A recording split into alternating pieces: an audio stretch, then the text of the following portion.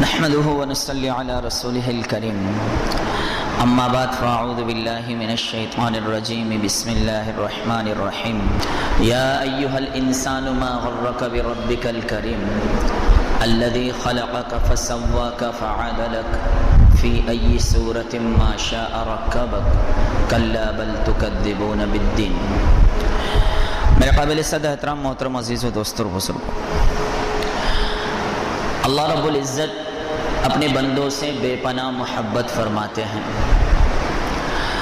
اللہ تعالیٰ نے ہم سب کو انسان بنایا۔ آپ ذرا غور فرمائیں کہ جس لمحہ میں اور آپ پیدا ہوئے ہیں اس لمحہ کتنے جانوروں کے یہاں بھی بچوں کی ولادت ہوئی ہوگی، کہیں گھوڑے کے یہاں، کہیں کتے کے یہاں، کہیں گدھے کے یہاں، حتیٰ کہ اسی لمحہ خنزیر تک کے یہاں بچوں کی پیدائش ہوئی ہوگی۔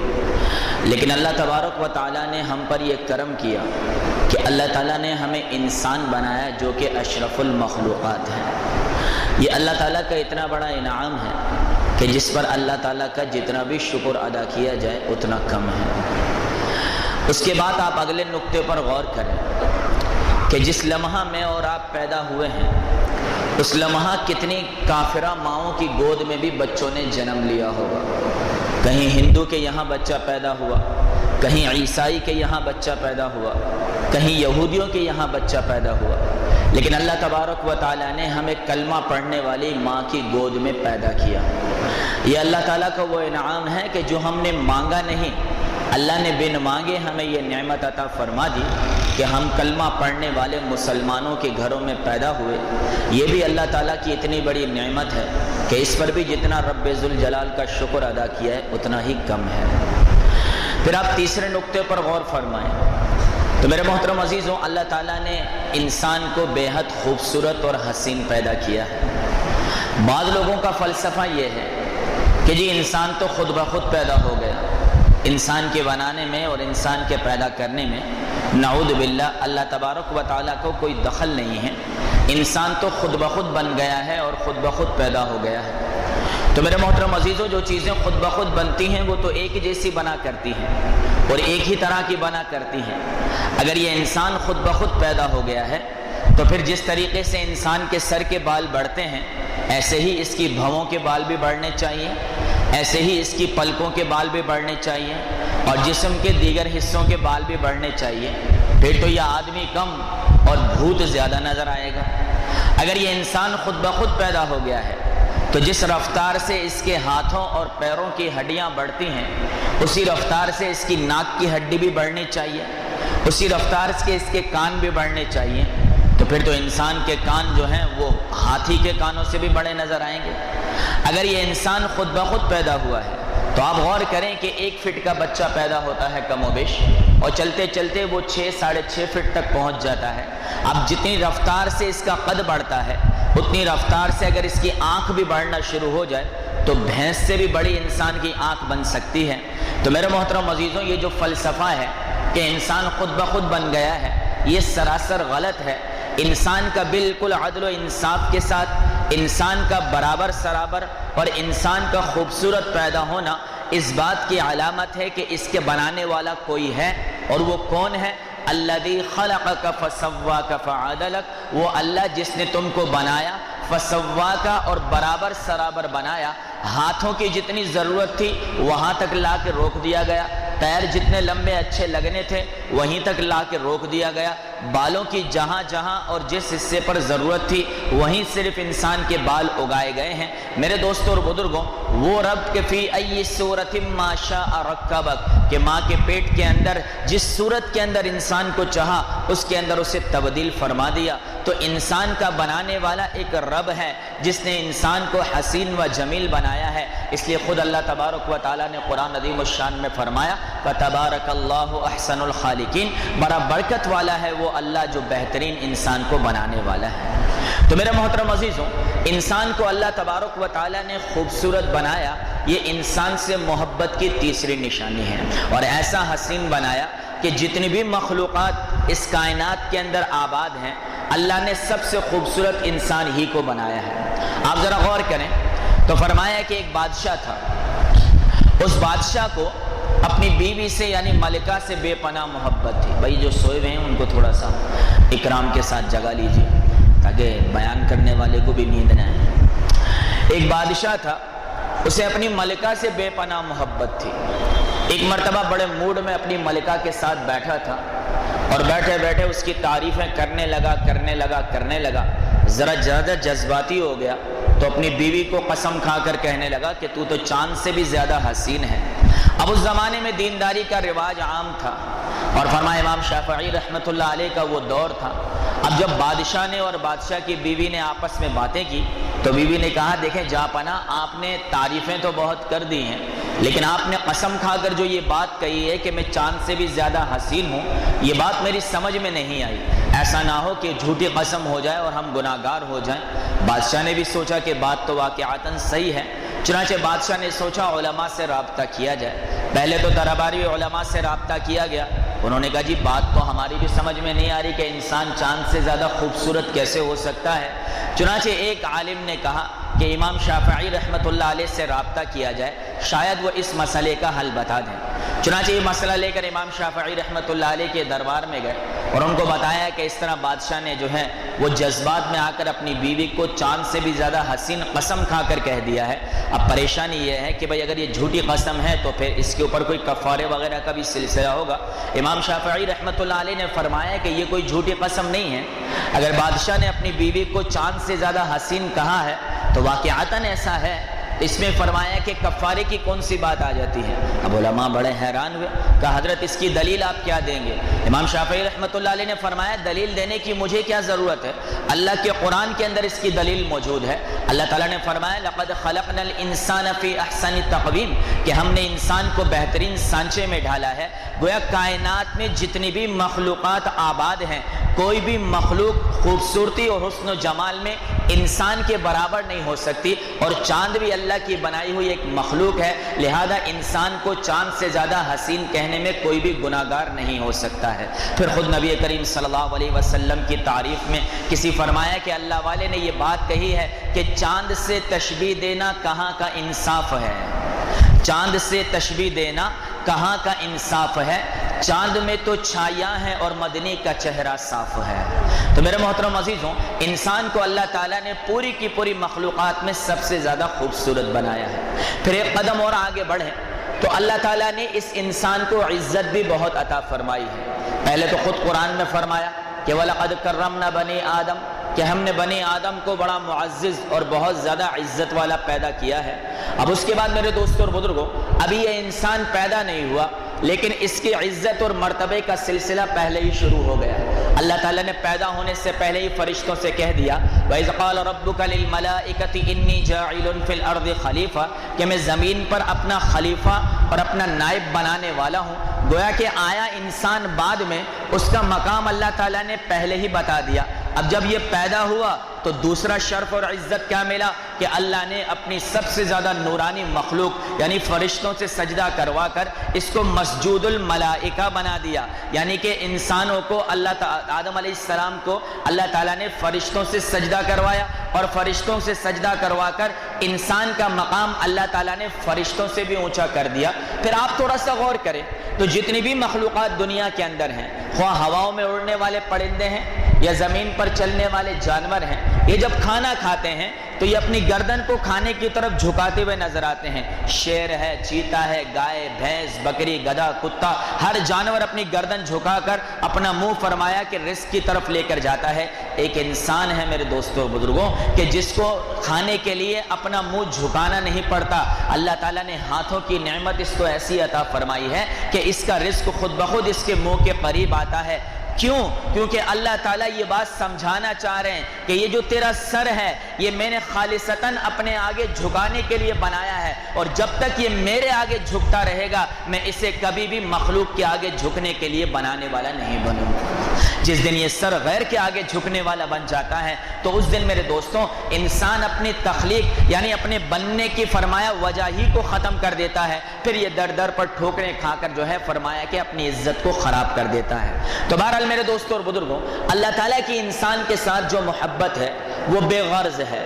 خود اللہ تعالیٰ نے حدیث قدسی میں اس بات کو بیان فرمایا کہ یا ابن آدم, اے ابن آدم, कुल्लुन युरीदुका लिनफ्सिही व अना उरीदुका लक, ये सारे के सारे लोग जो हैं वो तुझसे किसी गर्ज से मोहब्बत करते हैं, लेकिन मेरी मोहब्बत तेरे साथ जो है वो बेगर्ज है, मुझे तुझसे कोई गर्ज नहीं है, क्योंकि अल्लाह समद, अल्लाह तो बेनियाज है, अल्लाह को क्या गर्ज हो सकती है। तो अल्लाह ताला की अपने बंदों के साथ जो मोहब्बत है वो बेगर्ज मोहब्बत है, और इसी मोहब्बत की बुनियाद पर अल्लाह ताला ये चाहते हैं कि मेरे ये बंदे जो हैं वो अजाब से और जहन्नुम से बचकर जन्नत में जाने वाले बन जाए। और इसके लिए अल्लाह ताला ने ऐसे ऐसे बहाने बनाए हैं कि अहादीस मुबारका को पढ़ के इंसान का दिमाग जो है वो बिल्कुल सुन हो जाता है कि या मेरे मौला, क्या तेरी चाहत सिर्फ यही है कि मेरे बंदे जन्नत में जाए? क्या तेरी चाहत सिर्फ यही है कि मेरे बंदे आजाब से बचने वाले बन जाएं? ऐसे ऐसे बहाने अल्लाह तबारक व तआला ने हम गुनाहगारों की बख्शिश और मग़फ़िरत के लिए पैदा कर दिए हैं कि अगर इंसान वाक़अतन अल्लाह की मोहब्बत में डूब कर इन बातों को सुनने वाला बने तो इंसान भी अल्लाह से मोहब्बत किए बगैर रह नहीं सकता है। थोड़ा सा इस बात का जायज़ा लेंगे कि किस तरीके से अल्लाह तबारक व तआला इंसान की बख्शिश और मग़फ़िरत के बहाने बनाता है।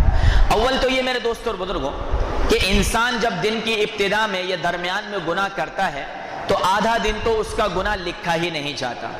वजह उसकी ये है कि अल्लाह तबारक व तआला फरिश्तों से कहते हैं कि देखो भाई, इसने जो गुनाह किया है वो गुस्से की हालत में या अपने नफ्स से मजबूर होकर किया है।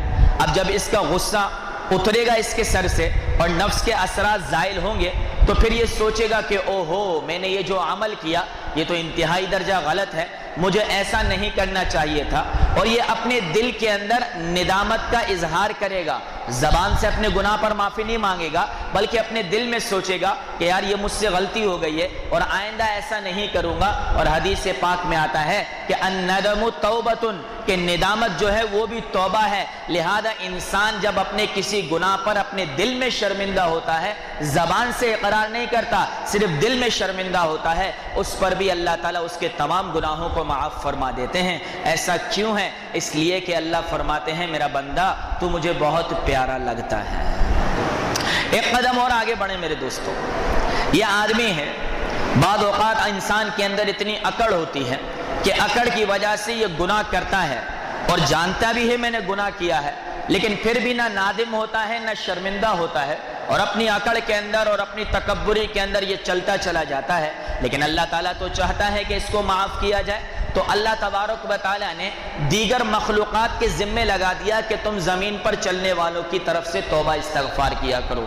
मेरा फ़लसफ़ा नहीं है, अल्लाह का कुरान कहता है व यस्तग़फ़िरूना लिमन फ़िल अर्द, कि आसमान पर बसने वाले फ़रिश्ते जो हैं वो ज़मीन पर चलने वाले इंसानों के लिए इस्तग़फ़ार करते हैं। और फरमाया कि रोज़ेदार जब इफ्तार के लिए दस्तरख्वान पर बैठता है तो बिलों में चींटियाँ, और फरमाया कि परिंदे हवाओं में और समंदरों में मछलियाँ तक रोज़ेदार के इस्तग़फ़ार के लिए अल्लाह के दरबार में इस्तग़फ़ार करते हैं। तो मेरे दोस्तों और बुजुर्गों, जब इंसान अपनी फरमाया के अकड़ की वजह से भी गुनाह नहीं करता तो अल्लाह ताला किसी न किसी फरिश्ते या दीगर मखलूक़ात के इस्तग़फ़ार में इसका हिस्सा डालकर भी इसके गुनाहों को माफ़ फरमा देते हैं। क्यों?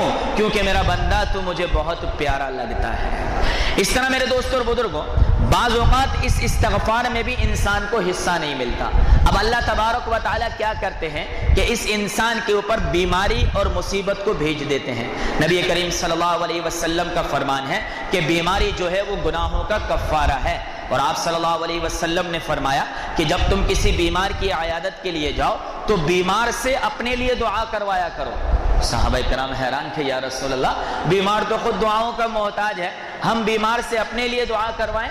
आप सल्लल्लाहु अलैहि वसल्लम ने फरमाया, हाँ, जब तक कोई मुसलमान ईमान वाला बीमार होता है अल्लाह उसके सरहाने एक फरिश्ता खड़ा कर देता है और वो बीमारी की हालत में जितनी भी दुआएं मांगता है वो फरिश्ता उन दुआओं पर आमीन कहने वाला बन जाता है। और मेरे दोस्तों और बुजुर्गों, सरकार दो आलम सल्लल्लाहु अलैहि वसल्लम का फरमान है कि फरमाया कि जब कोई आदमी बीमार होता है तो अल्लाह ताला फरिश्तों से फरमाते हैं कि ये सेहतमंदी की हालत के अंदर जितनी भी नफली इबादत करता था, जितनी तिलावत करता था, जितनी तस्बीहात करता था, इस्तग़फ़ार करता था, दुरूद पाक पढ़ता था, अब ये बीमार है, बीमारी की वजह से ये वो इबादतें नहीं कर सकता। लिहाजा जो सेहत के ज़माने में ये इबादत करता था, बीमारी के ज़माने में रोज़ाना इसको उस इबादत का सवाब दिया जाए। اور فرمایا آپ صلی اللہ علیہ وسلم نے کہ بیمار آدمی جب کروٹ بدلتا ہے تو اللہ تعالیٰ اسے رکوع اور سجدہ کرنے کا ثواب دیتے ہیں، اور بیمار آدمی جب اپنے درد کی وجہ سے کراہنے کی آواز نکالتا ہے اللہ تعالیٰ اس کے اعمال نامے میں سبحان اللہ اور الحمدللہ پڑھنے کا ثواب داخل فرما دیتے ہیں۔ ایک موقع پر آپ صلی اللہ علیہ وسلم نے فرمایا کہ اگر تم میں سے کوئی شخص بیمار ہو اور بیماری کی حالت کے اندر 40 مرتبہ لا الہ الا انت سبحانک انی کنت من الظالمین پڑھ لے، بیماری کی حالت میں 40 مرتبہ لا الہ الا انت سبحانک انی کنت من الظالمین پڑھ لے، اگر اس بیماری سے صحت مل گئی تو اللہ تعالیٰ گناہوں سے ایسے پاک کرے گا جیسے آج ہی اپنی ماں کے پیٹ سے پیدا ہوا، اور اگر اس بیماری میں موت آ گئی تو اللہ تبارک و تعالیٰ قیامت کے دن شہداء کی قطار میں کھڑا فرما دیں گے۔ تو میرے دوستوں اور بزرگوں، اندازہ لگائیں کہ کیسے کیسے بہانے ہیں، ایسا کیوں ہے؟ کیونکہ میرا بندہ تو مجھے بہت پیارا لگتا ہے۔ پھر رمضان کا مہینہ تو خود فرمایا کہ مغفرت کا مہینہ، اور فرمایا رمضان کا مہینہ تو وہ مہینہ ہے کہ جس میں معافی کی لوٹ سیل لگی ہوتی ہے، حضور اکرم صلی اللہ علیہ وسلم کا فرمان ہے کہ روزانہ افطار کے وقت ایسے 60,000 لوگوں کو جن پر جہنم واجب ہو چکی ہے اللہ تعالیٰ ان کی مغفرت کا فیصلہ فرما دیتے ہیں۔ حضرت حسن بن علی رضی اللہ تعالیٰ عنہ فرماتے ہیں کہ روزانہ افطار کے وقت ایسے 6 لاکھ لوگوں کو جن پر جہنم واجب ہو چکی ہے ان کی معافی کا اعلان کر دیا جاتا ہے۔ حضرت ابن عباس رضی اللہ تعالیٰ عنہ کا فرمان ہے کہ آپ صلی اللہ علیہ وسلم نے فرمایا کہ روزانہ افطار کے وقت ایسے 10 لاکھ لوگوں کو جن پر جہنم واجب ہو چکی ہے ان کی معافی کا اعلان کر دیا جاتا ہے۔ تو ایسی سیل تو میرے دوستوں اور بزرگوں آپ کے یہاں شہر کراچی کے کسی بڑے بازار میں نہیں لگتی ہوگی، جیسا افطار کے وقت گناہگاروں کی معافی کی سیل اللہ تعالیٰ لگا دیتا ہے۔ تو اگر 10 لاکھ کا حساب لگایا جائے تو ایک مہینے کے اندر 3 کروڑ لوگوں کو اللہ آزاد کرتا ہے۔ اگر ہم نے 10 رمضان دیکھے ہیں تو 30 کروڑ لوگ میری اور آپ کی زندگی میں آزاد ہو چکے ہیں۔ یہاں تو 10 سے زیادہ دیکھنے والے بیٹھے ہیں، 30 کروڑ لوگوں میں کہیں نہ کہیں تو اللہ تعالیٰ نے ہم جیسے گناہگاروں کا بھی نام شامل کر دیا ہوگا۔ میرے محترم عزیزوں دوستوں اور بزرگوں، اللہ کی ذات تو وہ ذات ہے جو توبہ کر لیں نا، ہم زبانی کر لیں، اس پر دلیل بھی نہیں مانگی جاتی۔ آپ دیکھیں دنیا کا ایک اصول ہے، ایک آدمی دنیا میں کسی سے اپنی محبت کا اظہار کرتا ہے، وہ کہتا ہے کوئی دلیل دو، کوئی ثبوت دو تو بات کریں، اوروں کو چھوڑیں۔ بعض اوقات آدمی اپنی بیوی سے بھی محبت کا اظہار کرے تو بیوی کہتی ہے جی مجھے تو محسوس نہیں ہوتا کہ آپ میری خیال کرتے ہیں، آپ تو جو کرتے ہیں دوسروں کے لیے ہی کرتے ہیں۔ یہ بیویوں کا معاملہ بڑا عجیب ہے۔ رمضان المبارک ہے نا، ماں دور رہتی ہے نا، 2 سموسے بھی ماں کو ڈال کے جاؤ گے نا، اتنی دعائیں دے گی، اتنی دعائیں۔ اور ان بیویوں کو تو پورا اگر فرمایا بنس روڈ بھی بالٹی کے اندر ڈال کے چلے جاؤ گے تو بھی کہیں گے جی فلاں چیز منگائے تھے وہ تو آپ بھول کے آ گئے۔ ارے اللہ کی بندی، جو لایا ہوں اس پر تو شکر گزاری کر، پھر جو بھول گئے اس پر انشاءاللہ بات کر دیں گے۔ روزہ کون سا 1 دن کا ہے، 30 دن کا؟ ماں کو، بہن کو 2 سموسے 2 جلیبی ڈالو نا، ڈھیر ساری دعائیں ملی کرتی ہیں۔ اور یہاں سارا بنس روڈ بھی ڈال دو تو دعاؤں کی امید تو نہیں، پہلے ڈھونڈتی ہے کیا چیز کم ہے، پھر کہے گی جی فلاں چیز تو آپ لائے نہیں ہیں۔ تو بہرحال معاملہ عجیب ہے۔ اگر آدمی اپنی بیوی سے محبت کا اظہار کرے تو کہتا ہے جی مجھے تو محسوس نہیں ہوتا، آپ تو جو کرتے ہیں دوسروں کے لیے ہی کرتے چلے جاتے ہیں، میرے لیے کیا کرتے ہیں؟ اگر اللہ تبارک و تعالیٰ بھی، میرے دوستوں اور بزرگوں، ہم جیسے گناہگار جب توبہ کریں، اس توبہ پر اللہ ثبوت مانگے، دلیل مانگے کہ کیا ثبوت ہے کہ تو مجھ سے توبہ کرنے والا ہے، تو ہم ثبوت نہیں پیش کریں گے۔ لیکن اللہ تعالیٰ فرماتا ہے مجھے تیرے ثبوت کی ضرورت نہیں، تو نے جھوٹ موٹ ہی صحیح، پھر توڑنے کے ارادے سے ہی صحیح، زبان سے ایک بار بھی کہہ دیا نا مجھے معاف کر دے، میں بغیر ثبوت کے تیرے سارے گناہوں کو معاف کر دوں گا۔ کیوں؟ کیونکہ میرا بندہ تو مجھے بہت پیارا لگتا ہے۔ بڑی عجیب حدیث میری نظر سے گزری۔ نبی کریم صلی اللہ علیہ وسلم کا فرمان ہے کہ قیامت کے دن حساب کتاب ہوگا، ہر آدمی اپنے اپنے اعمال میں چلتا چلا جائے گا، کوئی اپنی زکوٰۃ سے، کوئی روزوں سے، کوئی نمازوں سے، کوئی امر بالمعروف نہی عن المنکر کی محنت سے، کوئی حج عمروں سے، کوئی علم سے، ہر آدمی جنت میں چلا جائے گا۔ اب جہنمیوں کا ایک بہت بڑا مجمع کھڑا ہوگا. اللہ کہے گا بھائی شفاعت کرنے والے کو بلاؤ. شہداء آئیں گے اپنے اپنے لوگوں کی شفاعت کر کے ان کو اپنے ساتھ لے جائیں گے. صدیقین آئیں گے اپنے اپنے لوگوں کی شفاعت کر کے لے جائیں گے. ایک حافظ قرآن آئے گا 10 لوگوں کی شفاعت کر کے جن پر جہنم واجب ہے جنت میں لے جائے گا. ایک عالم دین آئے گا 400 لوگوں کی شفاعت کر کے اپنے ساتھ جنت میں لے کر جانے والا بن جائے گا. نبی کریم صلی اللہ علیہ وسلم نے فرمایا کہ میری امت کے اندر 70,000 لوگ ایسے ہیں کہ ان میں سے ہر آدمی 70,000 لوگوں کی شفاعت کر کے ان کو جنت میں لے کر جانے والا بن جائے گا.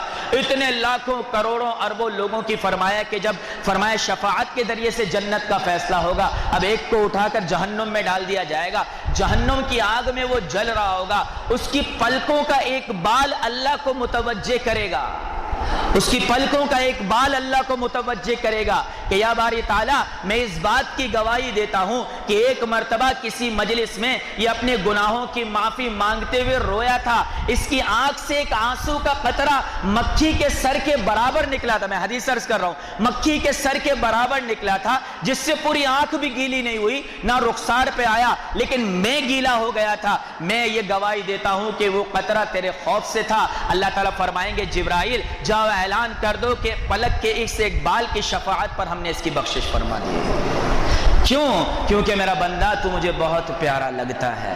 میرے محترم عزیزوں دوستوں اور بزرگوں, ہم کہاں تک اللہ تعالیٰ کی رحمت کی بات کریں گے؟ آخری بات کر کے اپنی بات کو میں ختم کر دیتا ہوں. اللہ تبارک و تعالیٰ کا بڑا عجیب معاملہ ہے کہ اللہ تبارک و تعالیٰ ہم جیسے گناہگاروں کے گناہوں پر ستاری والا معاملہ کرتے ہیں. ایک مثال سن لیجئے. اللہ تعالیٰ نے آدم علیہ السلام کو پیدا فرمایا اور آدم علیہ السلام کی پسلیوں سے اماں حوا کو پیدا کیا اور دونوں کو جنت میں ڈال دیا. اور جنت میں ڈالنے کے بعد فرمایا جو کھانا ہے کھاؤ, وَلَا تَقْرَبَا هَذِهِ الشَّجَرَةَ, اس درخت کے پاس مت جانا, یعنی اس درخت کا پھل نہ کھانا. بہرحال آدم علیہ السلام نے وہ فرمایا دانا کھا لیا. قرآن کہتا ہے وَلَمْ نَجِدْ لَهُ عَزْمًا, وہ کھاتے وقت ان کے ذہن کے اندر, دل دماغ کے اندر نافرمانی نہیں تھی, وہ ایک بھول تھی جو ہو گئی. اب اس بھول کے ہونے پر 3 کام ہوئے. پہلی بات, جنت کا لباس اتار دیا گیا ایسا کہ اپنی سطر کو ڈھانپنے کے لیے بھی پتوں کی ضرورت پڑ گئی. دوسری بات, جنت والا جو گھر تھا وہ چھین لیا گیا اور دنیا کے اندر اتار دیا گیا. اور تیسری بات, اس بھول کا تذکرہ اللہ تعالیٰ نے جو ہے وہ قرآن عظیم الشان میں فرما دیا. اب میرے دوستوں اور بزرگوں, آپ سوچیں اگر یہی معاملہ میرے اور آپ کے ساتھ ہو, اللہ تعالیٰ طے فرما دے کہ بھئی اس رمضان المبارک سے طے ہے, اب جو مرد بد نظری کرے گا, اب جو عورت بے پردہ چلے گی, اب جو عورت کھلے بالوں کے ساتھ چلے گی, اب جو مرد داڑھی کٹوائے گا, پہلے تو گھر سے نکلتے ہی اسے ننگا کر دیا جائے گا, اس کے کپڑے اتار دیے جائیں گے. آج کے بعد جو حرام خوری کا کام کرے گا اور دکان پر بیٹھ کر حلال نہیں کمائے گا, دوبارہ اسے گھر آنے کی اجازت نہیں دی جائے گی. اور اگر صرف اتنا ہی معاملہ کر دیا جائے اللہ کی طرف سے کہ آج کے بعد تنہائی کے اندر تم جو بھی کام کرو گے, شوہر کو بیوی اور بیوی کو شوہر کے ماں باپ کو, اور فرمایا بیوی بچوں کو, سب کو تمہارے معاملات بتا دیے جائیں گے, تو ہمارا کیا عالم ہوتا. ارے اسے چھوڑیں, اگر اللہ تعالیٰ یہ قانون بنا دے کہ آج کے بعد گناہگار کے جسم کے پسینے سے بدبو آیا کرے گی, تو ہمارے تو قریب بھی کوئی کھڑا نہیں ہوتا. لیکن وہ ستار ہے میرے دوستوں اور بزرگوں, اس نے گناہوں پر پردہ کر کے رکھا ہے. لیکن کب تک؟ صرف اس وقت تک جب تک میری اور آپ کی آنکھ کھلی ہے. حدیث پاک میں آتا ہے جو عورت بے پردہ چلے گی اسے برہنہ بالوں سے پکڑ کے فرمایا کہ میدان حشر میں گھسیٹا جائے گا. میدان حشر میں انسان کے تن پر کپڑا نہیں ہوگا. امی عائشہ نے فرمایا کہ یا رسول اللہ, کیا مردوں عورتوں کو ایک دوسرے سے حیا نہیں آئے گی؟ آپ صلی اللہ علیہ وسلم نے فرمایا عائشہ, وہ ایسا نفسا نفسی کا عالم ہوگا کہ انسان اپنے قریب والے کی بھی پرواہ نہیں کرے گا. تو وہاں تو تن سے کپڑا لے لیا جائے گا, اور وہاں فرمایا کہ پورے گناہوں کی مووی چلا کر سارے کے سارے عزیز رشتہ داروں کو, ماں باپ بہن بھائی دوستوں کو بتایا جائے گا, دیکھو یہ تنہائی میں کیا کرتا تھا, دیکھو یہ تنہائی میں کیا کیا کرتی تھی. اس دن کی ستاری چاہیے تو آج اللہ کو منانا ضروری ہے, ورنہ اس دن کی ستاری کی کوئی امید نہیں ہے میرے دوستوں اور بزرگوں. آج اللہ تعالیٰ نے یہ معاملہ ہمارے ساتھ کیا. اپنے فرمایا پیارے نبی کے ساتھ تو اللہ کا معاملہ یہ تھا, ایک بھول ہو گئی, گناہ بھی نہیں, بھول ہوئی تو لباس لے لیا گیا, جنت کا گھر لے لیا گیا, اور قرآن میں اس بھول کا تذکرہ کر دیا گیا. ہم جیسے گناہگاروں سے اللہ اتنی محبت کرتا ہے اپنے حبیب صلی اللہ علیہ وسلم کی محبت کے صدقے، اپنے حبیب صلی اللہ علیہ وسلم کی امت میں پیدا ہونے کے صدقے کہ سارے کے سارے گناہوں سے کالے ہیں، پھر بھی اللہ تعالیٰ نے سفید لباس کے ساتھ بٹھا کے رکھا ہے۔ تو بہرحال میرے دوستوں اور بزرگوں، عرض کرنے کا مقصد اتنا ہے کہ اللہ تعالیٰ ہم سے بے پناہ محبت فرماتے ہیں۔ خدا کی قسم اللہ تعالیٰ چاہتا ہی نہیں میرا کوئی بندہ جہنم کے اندر چلا جائے۔ اتنے بہانے، اگر ان سارے کے سارے بہانوں میں کسی میں بھی میں اور آپ اپنا حصہ شامل نہیں کروا سکے تو پھر ہم سے بڑا بدبخت اور کون ہوگا۔ اس لیے کسی اللہ والے نے بڑے پیارے انداز میں یہ بات کہی کہ گناہوں سے ہم نے کنارہ نہ کیا، گناہوں سے ہم نے کنارہ نہ کیا، مگر تو نے دل آزردہ کبھی ہمارا نہ کیا۔ گناہوں سے ہم نے کنارہ نہ کیا، مگر تو نے کبھی دل آزردہ ہمارا نہ کیا۔ ہم نے تو جہنم میں جانے کی بہت تدبیریں کی، ہم نے تو جہنم میں جانے کی بہت تدبیریں کی، مگر تیری رحمت نے گوارا نہ کیا۔ ہم تو صبح شام یہ اعمال کرتے ہیں کہ برباد ہو جائیں، اللہ کہتا ہے ابھی بھی آ جا، ابھی بھی آ جا، ابھی بھی آ جا۔ حالانکہ میرے دوستوں اور بزرگوں، آج ہم سے کوئی رخ موڑ کے چلا جائے، ہم کہتے ہیں دفع ہو جا۔ بندہ اللہ سے رخ موڑ کے جاتا ہے، اللہ کہتا ہے فَأَيْنَ تَذْهَبُونَ، کہاں جا رہا ہے؟ یا ایھا الانسان ما غرک بربک الکریم، ارے اتنے کریم رب سے کس چیز نے تجھے دور کر دیا؟ جب رب خود آواز دے رہا ہے میرے دوستوں اور بزرگوں، تو ہمیں بھی لوٹ کر رب کی طرف آ ہی جانا چاہیے۔ تو بھائی سارے کے سارے ساتھی اللہ کو منانے کی کوشش کریں گے نا انشاءاللہ تعالی۔ میرے دوستوں اور بزرگوں، گناہوں میں بڑی محنت لگتی ہے، معافی میں کوئی محنت نہیں لگتی ہے۔ گناہوں میں بڑا مال لگتا ہے، معافی تو اللہ تعالیٰ ویسے ہی دے دیا کرتا ہے۔ تو یہ رمضان میرا اور آپ کا ایسا گزر جائے میرے دوستوں کہ جب 3 کروڑ لوگوں کو جہنم سے خلاصی کا پروانہ ملے، ان 3 کروڑ میں یہ 2-3 ہزار کا مجمع پاکستان مسجد کے اطراف میں رحم اللہ اگر اپنا نام ڈلوانا چاہے تو اس کے لیے کوئی مشکل کام نہیں ہے۔ اللہ تعالیٰ ہم سب کو اپنی ذات عالی سے سچی محبت نصیب فرمائے۔ وآخر دعوانا ان الحمدللہ رب العالمین۔